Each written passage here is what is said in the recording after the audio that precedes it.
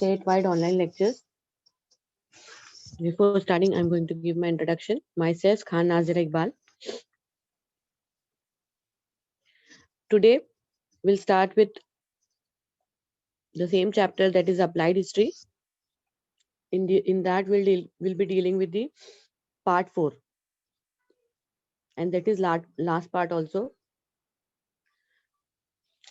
But before starting our topic, we'll take a quick revision. We have started with applied history. In that, we have studied about the definition of applied history. Applied history is nothing but the public history, and you can relate public history with our day-to-day life.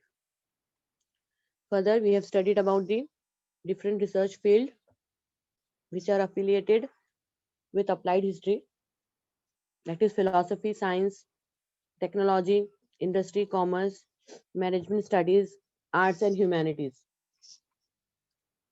We have studied that how all these research fields are related with some in some or in other way with related to history. We have studied that how the philosophy is related with intellectual and cultural tradition of the people. Then, for knowledge of science, to have the great knowledge of science, we should know the history of science also. Then we have studied about the technology. That to progress in further technological field, we should know about the technology. Then we have studied about the industry and commerce.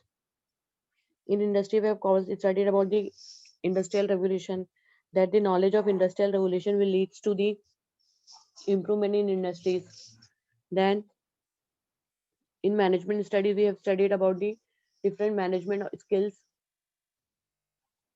Arts and architecture is always related with history. Humanities. In humanities, we have studied that this is the humanities, the subject which is related with archaeology, sociology, anthropology, and political science and economics. So we have studied that how these fields are very important with the point of view of the progress in the present as well in future. Then we have started with management of cultural heritage. In that, we have studied about the intangible cultural heritage and tangible cultural heritage. In intangible cultural heritage, we have studied about the different tangible cultural heritage is concrete evidence of the past, that is buildings, artifacts, manuscripts, inscriptions, sculptures, paintings. And intangible cultural heritage, it includes oral tradition, traditional knowledges, social customs and rituals of celebrating festivals, style of performing arts, certain traditional skills and communities. Then we have studied about the different examples of cultural heritage, that is yoga, Kutiyadam dance. Then we have studied about the natural heritage. In natural heritage, we have studied about the Kaziranga National Park, Manas National Park. Then similarly, we have studied about the Western Ghats, Sundarban National Park. And today we'll start with the World Cultural Heritage. Now children, World Cultural Heritage, that means it is not only the cultural heritage of India, but also the whole world will admire it, and it is the heritage of the world, which is very rich in culture and tradition. Now simply here the meaning is given. Cultural heritage is an expression of way of living developed by a community and passed on from generation to generation, including customs, practices, places, objects, artistic expression, and values. Cultural heritage is often expressed as another intangible or tangible cultural heritage. It is expression of our past inherits. हमारे पीछे हमारी जो generation छोड़कर गई है, that is the expression of all those values. And when we practice all those values, we actually paying tribute to our heritage. Whenever we are performing some kinds of festivals, or cultural rituals. Actually, we are some or other way paying tributes to those their particular events, including customs, practices, places, objects, artistic expressions, and values. As you can see in the pictures also, it is a combination of all those cultural heritage. It includes all the cultural heritage that is natural, as well as physical cultural heritage, social customs and traditions, rituals, traditional expressions, all here included in one picture. Now today we'll be dealing with World Cultural Heritage Sites in India.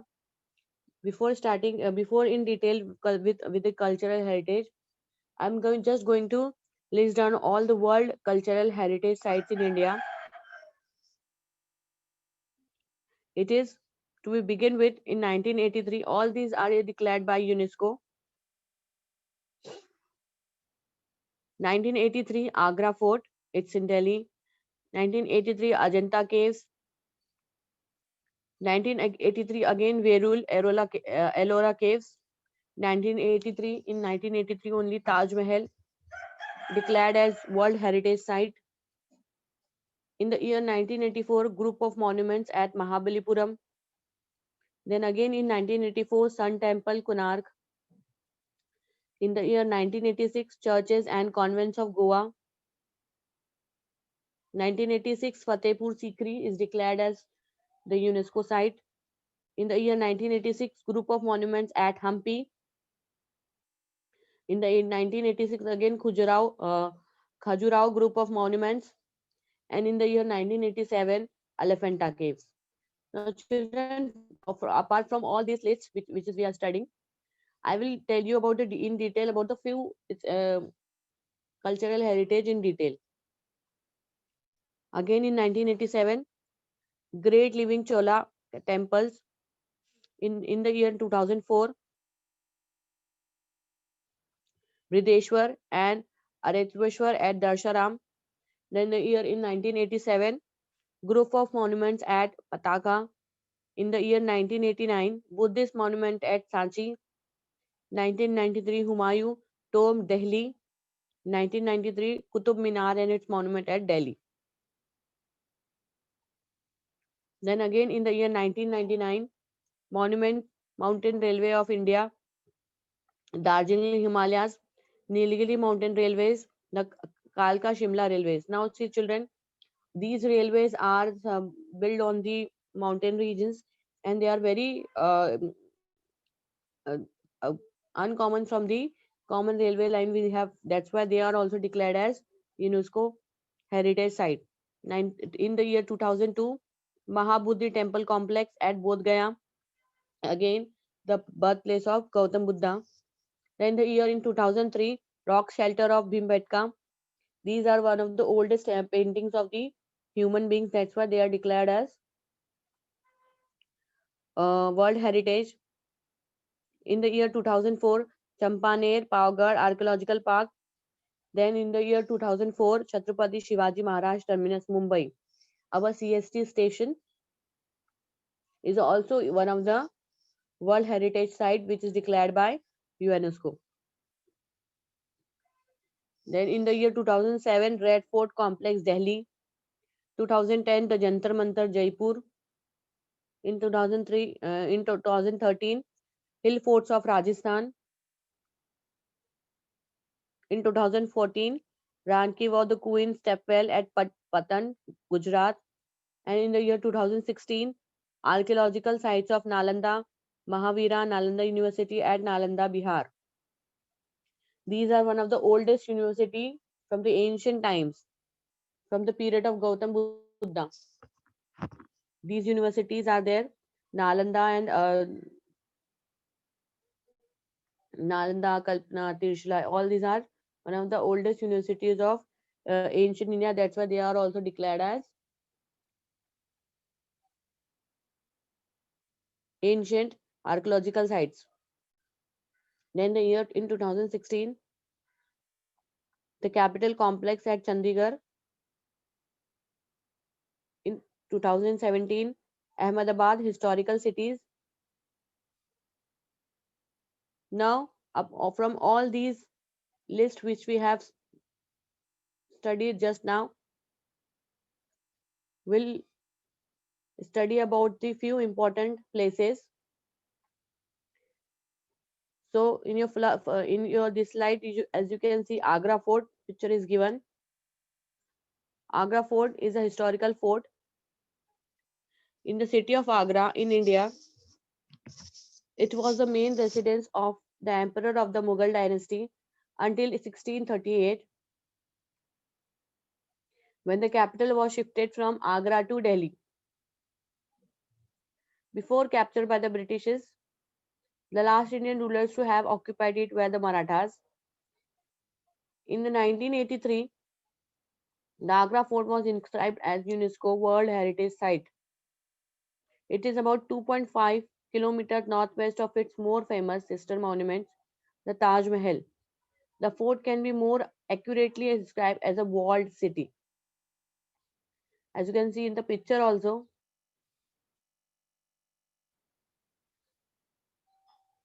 it is one of the historical sites, Agra Fort, very famous, built during the period of Mughal period, and it is one of the important places where the Mughal used to reside until they have shifted their capital from Agra to Delhi, and it is very near to the Taj Mahal. Then another important site of the World Heritage is the Ajanta Caves. Now it is in the Maharashtra district Aurangabad. It is also one of the oldest World Heritage Site, children. This is from the ancient period. You can relate this nearly 1480 century. In the year all these rocks are cut and inscribed in the year 1480 century. Now it is one of the oldest rock of the world, and it is from the Buddhist period. And when you visit all these sites or the caves, you'll find the great art and architecture from the Buddhist period. Okay, now the Ajanta caves are approximately 30 rock cut Buddhist cave monuments, as I have told you. All these are Buddhist caves.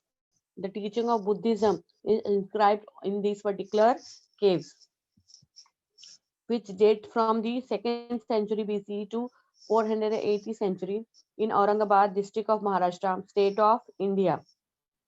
The caves include painting and rock cut sculptures described as among the finest surviving example of ancient Indian art. As I have told you that अभी भी इनका survival है, और अभी भी अगर आप यहाँ पे विजिट करते हो तो पेंटिंग्स और स्कल्पचर्स जो वहां पे बने हुए हैं वो आपको अच्छी कंडीशन में आपको दिखने को मिलते हैं. That's why surviving art, that अभी तो वर्ल्ड हेरिटेज साइट ने उनको यूनेस्को ने उनको कंप्लीट कर लिया है. That's why they are very well preserved and conserved by these organisation. But throughout these years they are very well preserved,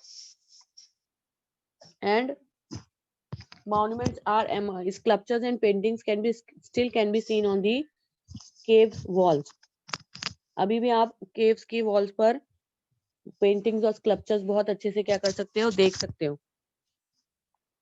pillars Doms जो बने हुए हैं वो अभी भी वैसे के वैसे ही है, and these are from the 2nd century to 480 century old.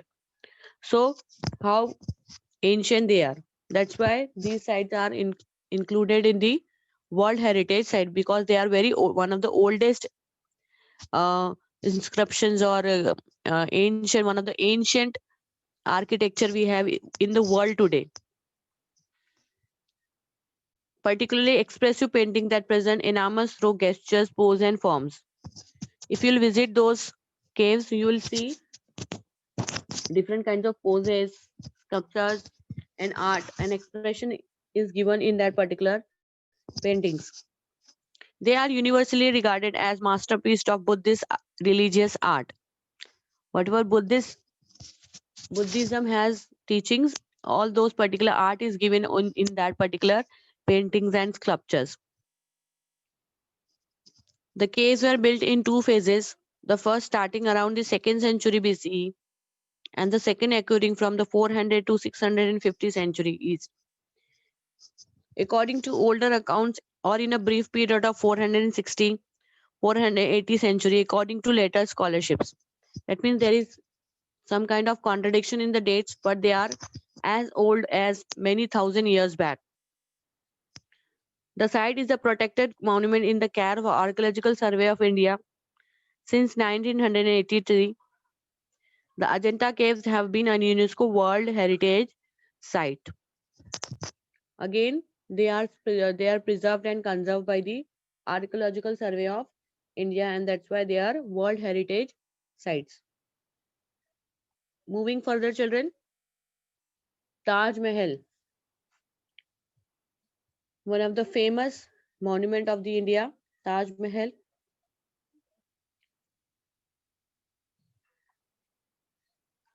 An immense mausoleum of white marble built in Agra between 1631 and 1648 by the order of Mughal Emperor Shah Jahan in the memory of his favorite wife, the Taj Mahal. His wife name is Mumtaz. The Taj Mahal is the jewel of Muslim art in India and one of the universally admired masterpieces of world heritage. It is one of the seven wonder of the world also. The Taj Mahal is located on the right bank of the Taj Mahal is located on the right bank of the Yamuna River in a vast Mughal garden that encompasses nearly 17 hectares in Agra district in Uttar Pradesh. It was built by Mughal Emperor Shah Jahan in memory of his wife Mumtaz Mahal, with construction starting in 1632 AD and completed in 1648 AD with the mosque. Now, one of the mosques is also built in the Taj Mahal premises. The guest house and the main gateway on the south, the outer courtyard and its cloisters are added subsequently and completed in 1653 AD. Now, children, now this is one of the most finest example of Mughal art and architecture. You will study. You might have studied about Taj Mahal in your previous chapters also, and in your upcoming chapters also you are going to study about the Taj Mahal because it is one of the finest art of Mughal emperors. It is white marble building, and it is one of the what we can say. It is included in seven wonders of the world. It itself says the beauty. The it is one of the masterpiece of the Mughal period, and it is that's why they are included it the Taj Mahal in World Heritage sites. Next, Elephanta Caves. Elephanta Caves. You can visit Elephanta Caves. Um, it is in if you'll take a boat from the gateway of India, you will reach these caves, Elephanta Caves. They are also known as Gharapuri Caves. Also, it is in Mumbai only. Elephanta Caves are a UNESCO World Heritage Site and a collection of cave temples predominantly dedicated to the Hindu god Shiva. They are on Elephanta Island or Gharapuri, literally the city of caves in Mumbai Harbour, 10 kilometers east of Mumbai in the Indian state of Maharashtra. As I've told you, if you'll take a boat from the Gateway of India, you will reach here. Again, it is a group of caves which is situated in the island in the sea itself. The island, about 2 kilometers, 1.2 west of the Jawaharlal Nehru Port, consists of 5 Hindu caves and a few Buddhist stupa mounds that date back to the 2nd century BCE, as well as a small group of 2 Buddhist caves with water tanks. Again, this is one of the finest example of ancient art and architecture. Now, Taj Mahal is an architecture from the medieval period, but this is the architecture from the ancient period. Okay, as we have the three important period of history: ancient period, medieval period, and modern period, right? So we have the ancient period is something which is related with the very old BCE.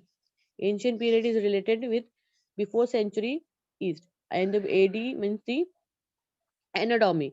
So again, ancient is something which is very old, or that's why these caves, these Elephanta caves are from the ancient period. Now again, Kailash temple, as you can see in the picture, again it is very famous, children. Kailash temple is considered as one of the most impressive cave temples in India.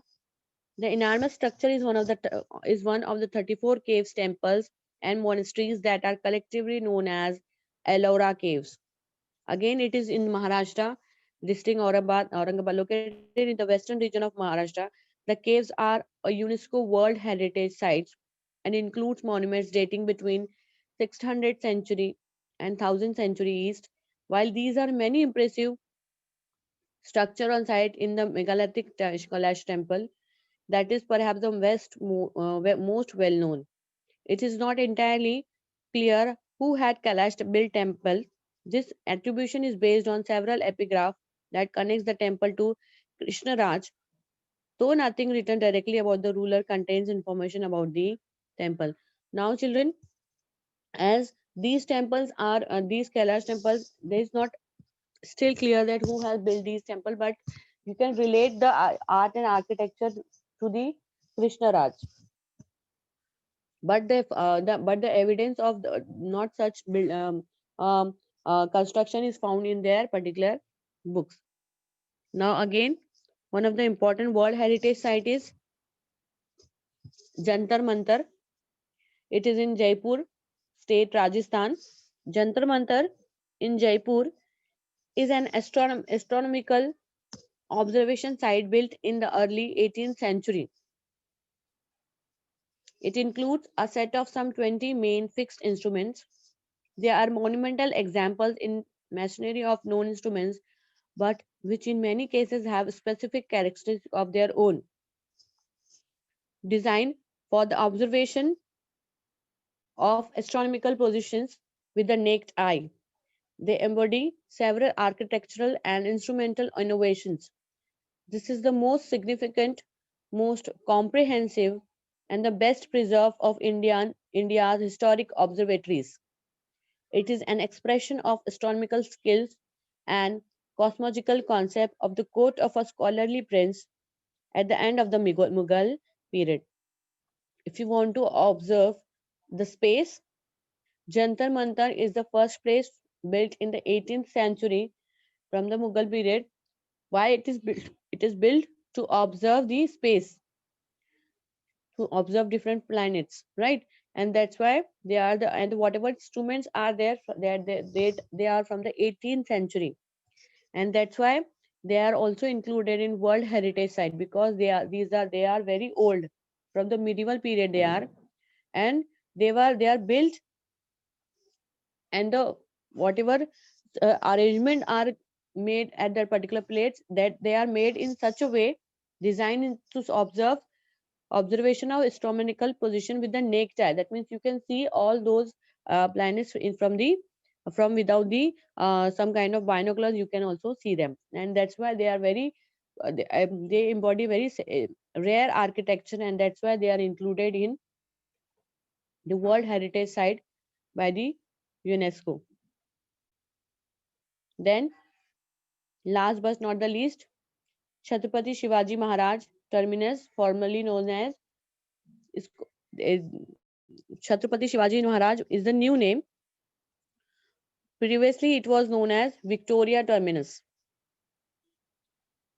and then later it was renamed as Chhatrapati Shivaji Maharaj Station or Terminus. You can commonly known as the Chhatrapati Shivaji Terminus, formerly known as Victoria Terminus Station in Mumbai, is an outstanding example of Victorian Gothic revival architecture in India, blended of Victorian Gothic architecture in India, blended with these reviving from Indian traditional architecture. And it is the combination, as you'll see, the Victoria Terminus. This is the combination of Indian architecture as well as the British architecture. If you have visited Chhatrapati Shivaji Terminus, you might have observed these also. There are domes, then there are straight walls, which is the straight wall is from the British architecture, right? If you'll visit, if you might have seen the British architecture, they used to erect straight walls, but in Indian architecture we have domes like structure, for example, which we have in as we have in the Kailash temple, or as we have in Taj Mahal. They used to build the domes, but Victoria Terminus is a combination of domes as well as the straight walls. That's why they are called as a combination of British architecture, European architecture, and also the Indian architecture. That's why this is the rare beauty. The building designed by British architecture F.W. Steven became the symbol of Bombay as a Gothic city and a major international mercantile port of India. The terminal was built over 10 years, starting in 1878. According to a high Victorian Gothic design based on the late medieval Italian model, its remarkable stone domes, tons, pointed arches, and eccentric ground planes are close to traditional Indian places architecture. It is an outstanding example of the meeting of the two culture as British architecture with the Indian craftsmen to include Indian architectural tradition and idioms, thus forging a new style unique to Bombay. As I've told you, this is the example of or the contribution of Indian architecture and the British architecture. This is a combination of both. That is Chhatrapati Shivaji Maharaj Station, and that's why they are also there. This is also included in the World Heritage sites.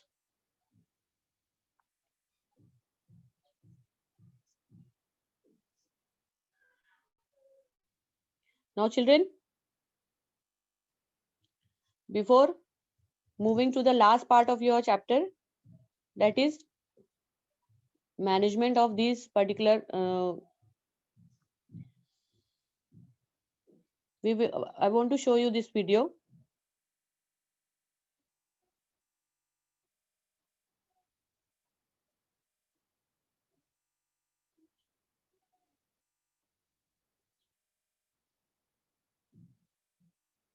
Okay, the video is not starting. No problem. Then now these cultural and natural and World Heritage site is managed by Indian National Trust for Art and Art Cultural Heritage. That is also called as INTACT. Now these are the very rich heritage of India, and they should be maintained properly. Otherwise, we are going to lose them because they are one of they are the rare sites, right? So we have to make them preserved. So all the preservation and maintenance of all these sites are done by the INTACT.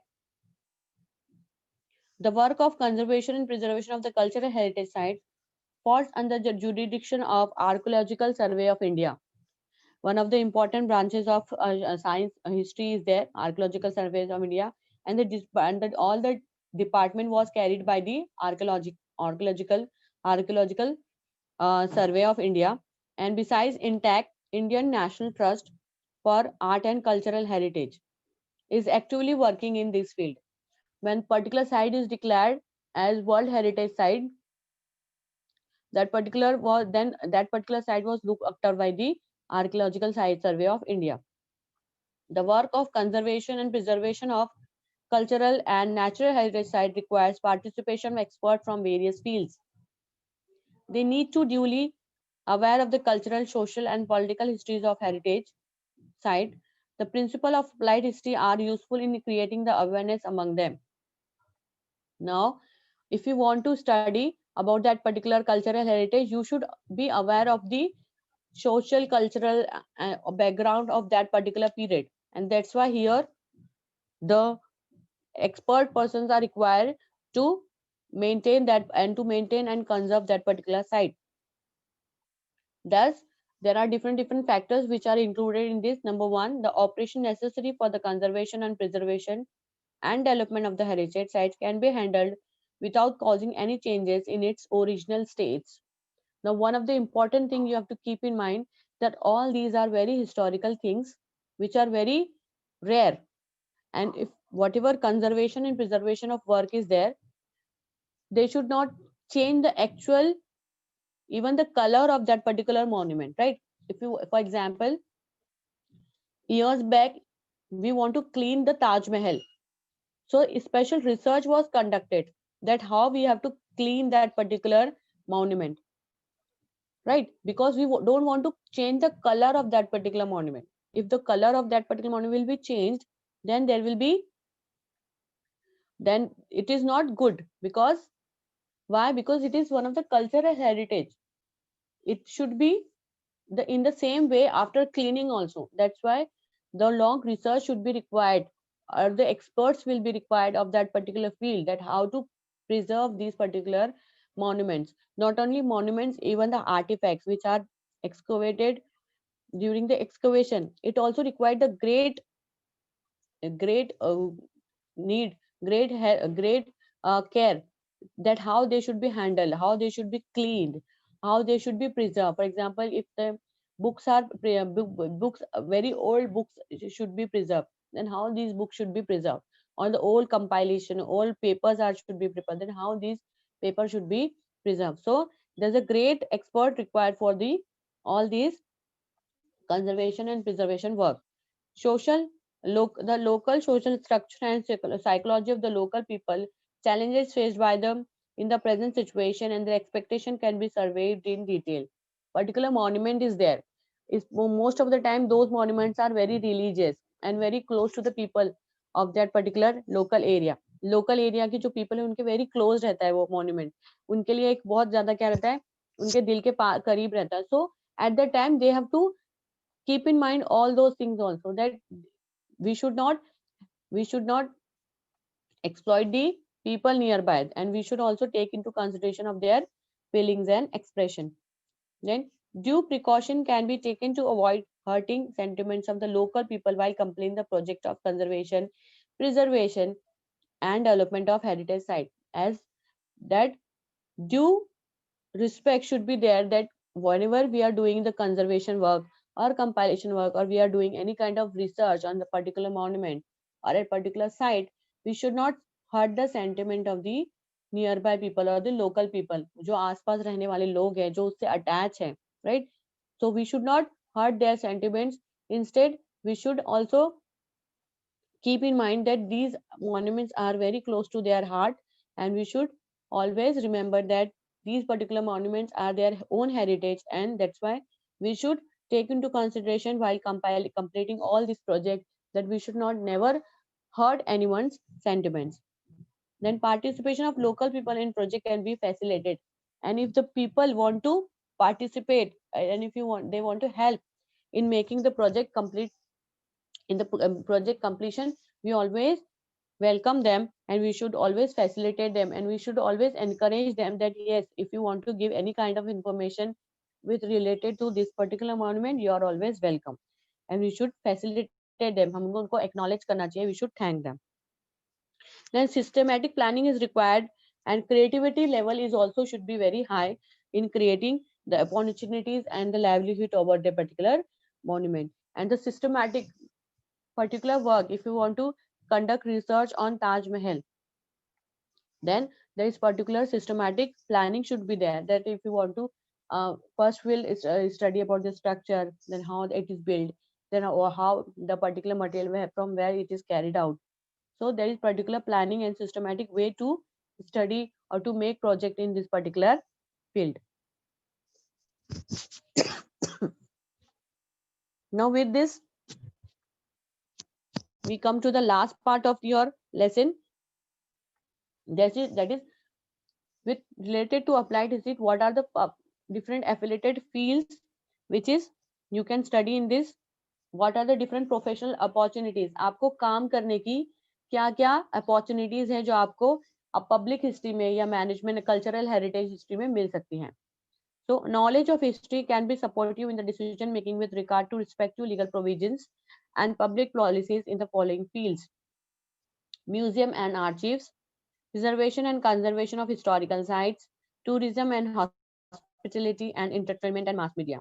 Museum and archives में आपको job मिल सकती है as a garden as a guardian, as a preservation and of a expert preservation of conservation of these sites.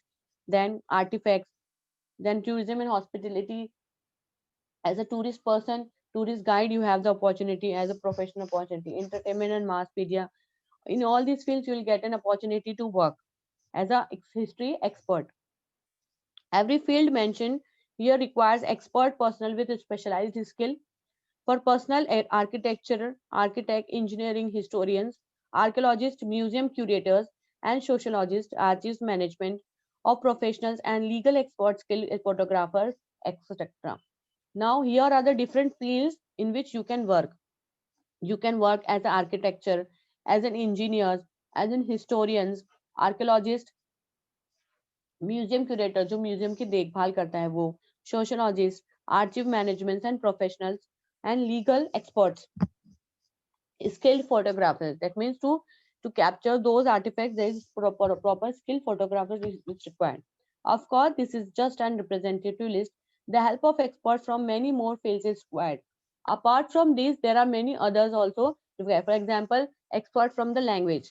Okay, and he should also should be expert or the researcher in the history.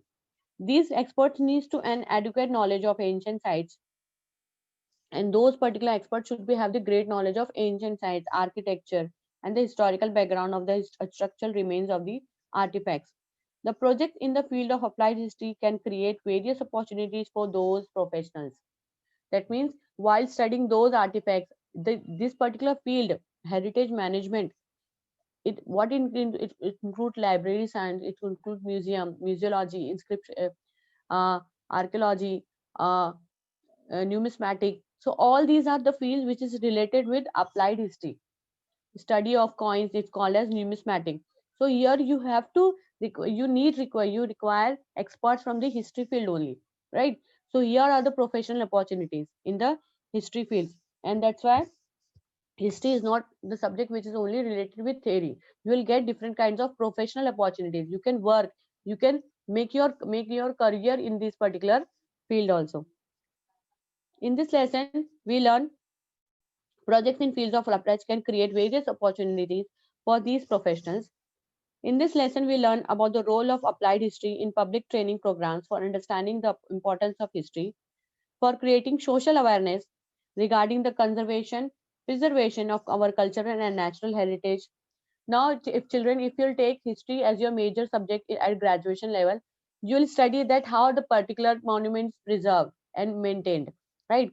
Here only the gist is given, introduction is given. But if you'll take history at your higher level also, for example, how the coins are preserved from the olden period or from the ancient period, or the books are preserved, how the excavated different artifacts has been preserved in the museum. You'll study these. So here are the professional opportunities you have in applied history. To enhance the professional skill of people and to develop industrial commercial field to for the essential carry out preparatory work and plan for effective implementation of heritage project, etc. It is essential to avoid vandalizing of historic and public places and to ensure that they are preserved for the benefits of future generation. And we should not exploit the and vandalize the monuments. If you are visiting any kind of historical monuments, you should not write anything on the walls of the monuments. People used to do this if they are visiting any fort, so they are writing their names on that particular wall. So we should not do that, because these are the cultural heritage, and we should preserve them. And being a citizen of India, this is our responsibility to preserve these cultural heritage. With this, we reach to the evaluation. These are some questions for your evaluation. You can write these questions in your rough books, and later you can write the answers.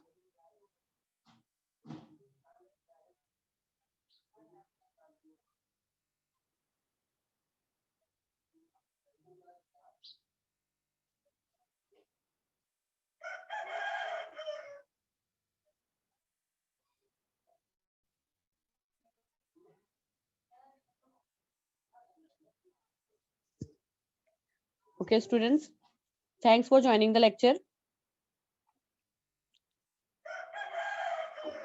Good day. Take care.